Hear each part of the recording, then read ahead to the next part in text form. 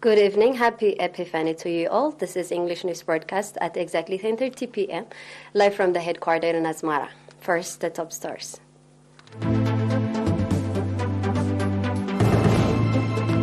Epiphany colorfully celebrated nationwide. Vocational training for women in Gashbarka region. South Africa to hold military drills with Russia and China.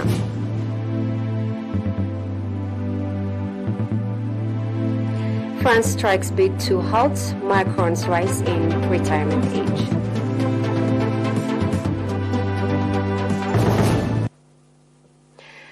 Epiphany Timkat was colorfully celebrated nationwide today, 19th January. The religious observance here in the capital, in which archbishops, members of the Holy Synod, representatives of the Office of the Patriarch, Mr. Fsahaye Haile, Governor of the Central Region, and other government officials as well as number of faithful took part, witnessed a night-long prayer.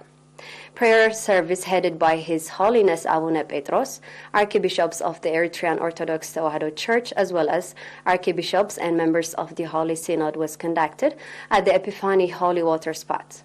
At the occasion, Merigeta Simon Beyene gave a briefing on the background of the Timkat holiday and wished happy Epiphany to the Eritrean people inside the country and abroad, as well as members of the Eritrean Defense Force.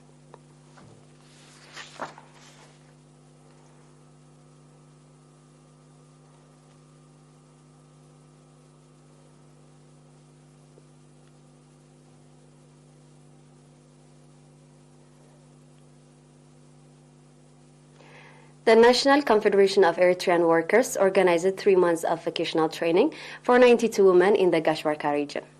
The training included handicrafts and computer technology.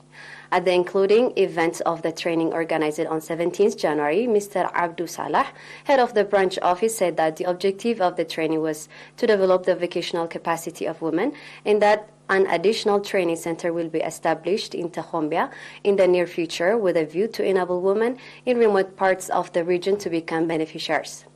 Mr. Kadus Muskun, head of the project, on his part said that preparation is underway to organize similar training programs in cooperating with the regional administration, the National Union of Eritrean Women, the National Union of Eritrean Youth and Students, as well as government institutions. Speaking at the occasion, Ambassador Mahmoud Ali Houri, governor of the region, commending the National Confederation of Eritrean Workers for organizing the training program, called on the trainees to apply the training they were provided in improving their livelihoods.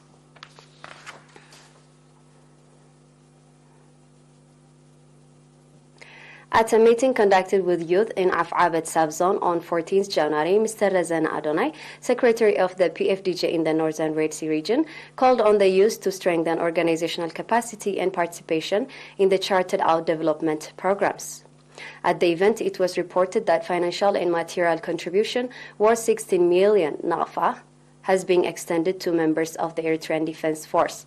Mr. Ahmed Mohammed Noor, administrator of the sub-zone, on his part said that there is a plan to readjust the shortcomings witnessed in 2022 with a view to conduct significant activities.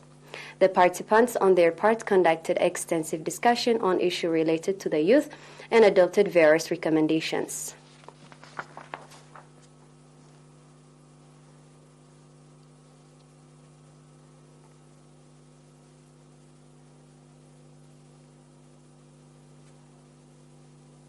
International news follows after a short break. Stay tuned.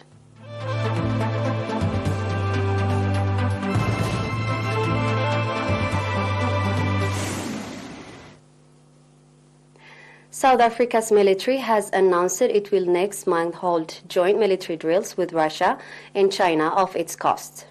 The drills will run for 10 days from 17 February to 27 February in the port city of Durban and Richards Bay. The aim is sharing operational skills and knowledge, the South African Nation Defense Force said. South Africa was among African countries that abstained from taking sides in Russia's invasion of Ukraine. The country assumed the chairmanship of the BRIC groups of nations, which brings together Brazil, Russia, India, and China last month. This will be the second time such a military drill is taking place. The first was held in November 2019 in Cape Town, and according to the South African National Defence Force, this year's exercise will see over 350 personnel from various arms of service and division participating.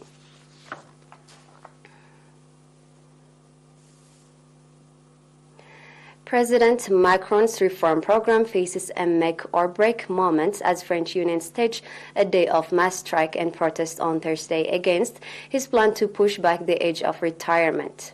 A new bill due to go through Parliament will raise the official age at which people can stop working from 62 to 64. Intercity and commuter train service are badly disrupted. Many schools and other public services are shut. At Orly Airport in Paris, 1 in 5 flights has been cancelled. On the Paris metro, only the 2 driverless lines are working normally.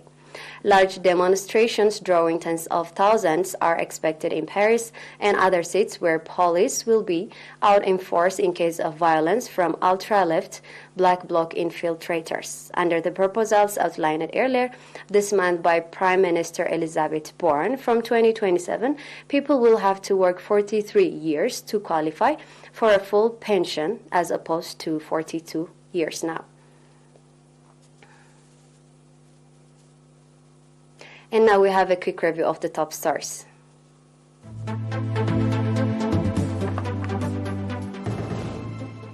Epiphany colorfully celebrated nationwide. Vocational training for women in Gashbarka region.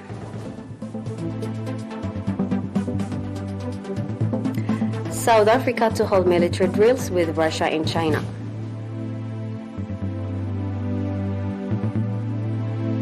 France strikes bid to halt Macron's rise in retirement age.